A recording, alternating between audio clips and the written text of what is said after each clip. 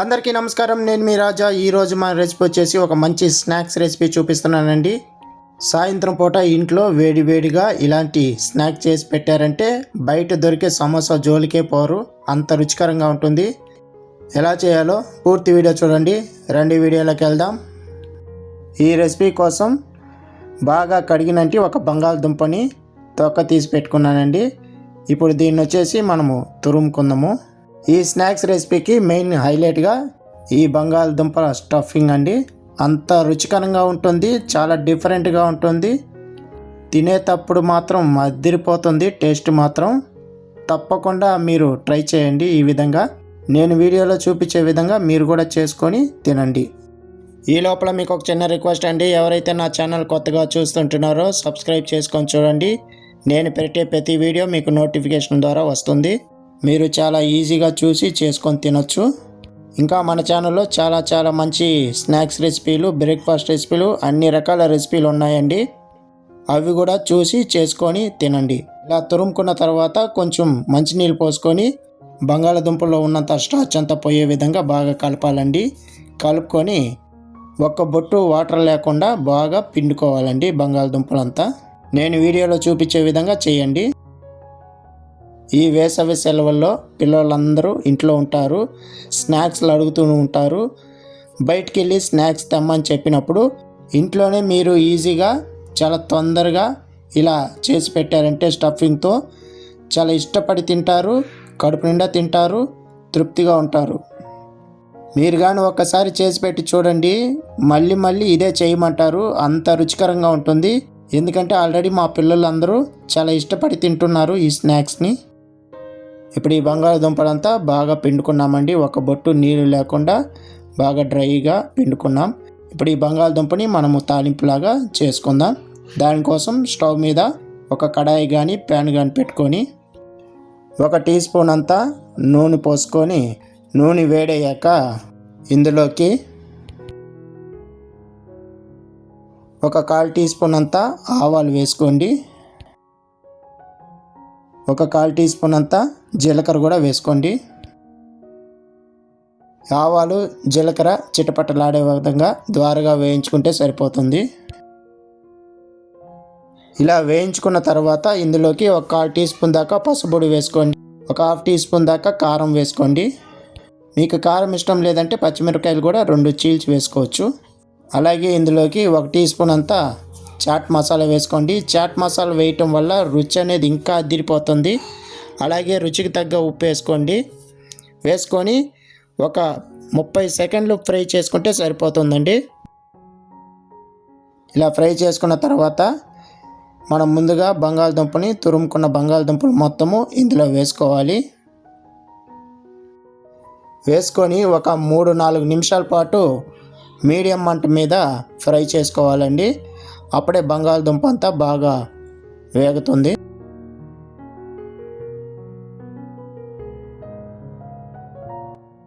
ఇలా వేయించుకున్న తర్వాత స్టవ్ ఆఫ్ చేసుకొని ఇందులోకి ఆఖరిగా కొంచెం కొత్తిమీరాకు, తురిమిన కొత్తిమీరాకు అంతా వేసుకొని ఒకసారి అంతా బాగా కలుపుకొని పక్కన పెట్టుకోవాలి. ఈ లోపల మిగతా ప్రాసెస్ మనం చేసుకుందాం.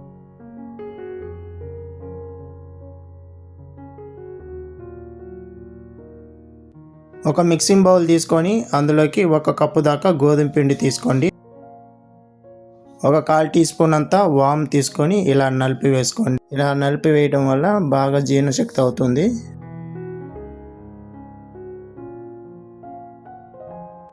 రుచికి తగ్గ కొంచెం సాల్ట్ ఉప్పు వేసుకోండి.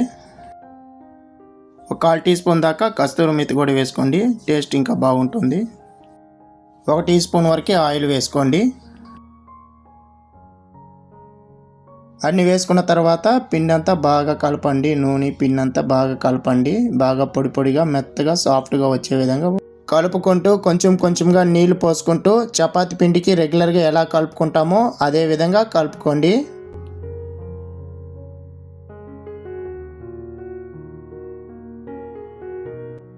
ఇలా కలుపుకున్న తర్వాత మూత పెట్టుకొని ఒక 10 నిమిషాల పాటు వదిలేస్తే బాగా నానిపోతుంది. ఈ లోపల చపాతీకి బైండింగ్ కోసం ఒక చిన్న కప్పు తీసుకొని అందులోకి ఒక 2 టేబుల్ స్పూన్లు మైదా లేదా కార్న్ఫ్లోర్ తీసుకోండి. ఇందులోకి ఒక 1/4 టీ స్పూన్ దాకా చిల్లీ ఫ్లేక్స్ వేసుకోండి. ఒక చిటికెడు ఉప్పు వేసుకోండి. 1 టీ స్పూన్ దాకా నువ్వులు వేసుకోండి. మీరు తెల్ల నువ్వులైనా వేసుకోవచ్చు, లేదంటే నల్ల నువ్వులైనా వేసుకోవచ్చు. నువ్వులు వేసుకోవటం వల్ల తినేటప్పుడు చాలా బాగుంటుంది టేస్ట్. కొంచెం నీళ్ళు పోసుకొని అంతా బ్యాటర్ లాగా చేసుకోవాలి ఈ విధంగా. ఇందులోకి సన్నగా తరిగిన కొంచెం కొత్తిమీర ఆకు కూడా వేసుకొని ఒకసారి అంతా బాగా కలిపి పెట్టుకోండి. 10 నిమిషాల తర్వాత పిండి అంతా బాగా నానిపోయి ఉంటుంది. ఇప్పుడు ఒకసారి అంతా బాగా కలుపుకొని కొంచెం పిండి తీసుకొని చిన్న బాల్స్ లాగా చేసుకోండి. రెగ్యులర్గా పూరీకి మనం ఎలా చేసుకుంటామో పిండి అదే విధంగా చిన్న బాల్స్ లాగా తీసుకొని కొంచెం పైన పిండి చల్లుకుంటూ పూరీకి ఎలా చేసుకుంటామో అదే సైజులో చేసుకోండి. వీడియోలో నేను ఎలా చూపిస్తున్నానో అదే విధంగా చేసుకోండి.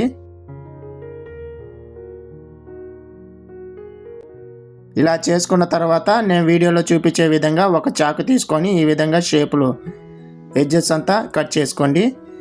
అలాగే మనం ముందుగా చేసి పెట్టుకున్న స్టఫింగ్ని 1 స్పూన్ దాకా తీసుకొని మధ్యలో పెట్టుకొని ఎడ్జెస్ అంతా కొంచెం వాటర్ పోసుకొని ఈ విధంగా ఫోల్డ్ చేసుకోవాలండి. వీడియోలో ఎలా చూపిస్తున్నానో ఆ విధంగా ఫోల్డ్ చేసి పెట్టుకోండి. ప్రతి ఒక్కటి ఇదే విధంగా చేసి పెట్టుకొని చేసుకోవాలి. ఇప్పుడు ఇందులో ఒకటి తీసుకొని నేను వీడియోలో చూపిస్తున్నాను చూడండి. మనం ముందుగా బైండింగ్ కోసం చేసి పెట్టుకున్నట్టు ఆ లిక్విడ్లో ఇది వేసుకొని బాగా డిప్ చేసుకున్న తర్వాత ముందుగా నేను దీనికోసము స్టవ్ మీద ఒక ప్యాన్ పెట్టుకొని డీప్ ఫ్రై సరిపడా ఆయిల్ వేసుకొని ఆయిల్ వేడయ్యాక ఒకటిగా ఇందులో వేసుకోవాలండి. నేను ఇక్కడ వచ్చేసి డీప్ ఫ్రై ఫుల్గా చేయటం లేదు, హాఫ్గా చేసుకుంటున్నాను. ఒక 5-6 స్పూన్లు ఆయిల్ వేసుకొని చేసుకుంటున్నాను. మీరు కూడా ఇదే విధంగా చేయండి. దీనివల్ల ఎక్కువగా ఆయిల్ పీల్చకుండా కరెక్ట్గా వస్తుంది. బాగా మంచి ఎరుపు రంగు వచ్చేంత వరకు ఫ్రై చేసుకోండి. ఈ విధంగా కొంచెం ఆయిల్ పైన పోసుకుంటూ చేసుకోండి. 2 వైపులా తిప్పుకుంటూ చేసుకోండి.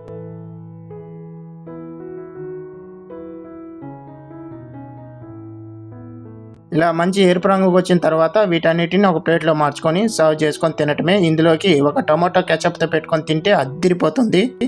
వీడియో నచ్చితే లైక్ చేయండి, షేర్ చేయండి, కమెంట్ చేయండి. మరిన్ని వీడియోస్ కోసం నా ఛానల్ సబ్స్క్రైబ్ చేసి పెట్టుకోండి.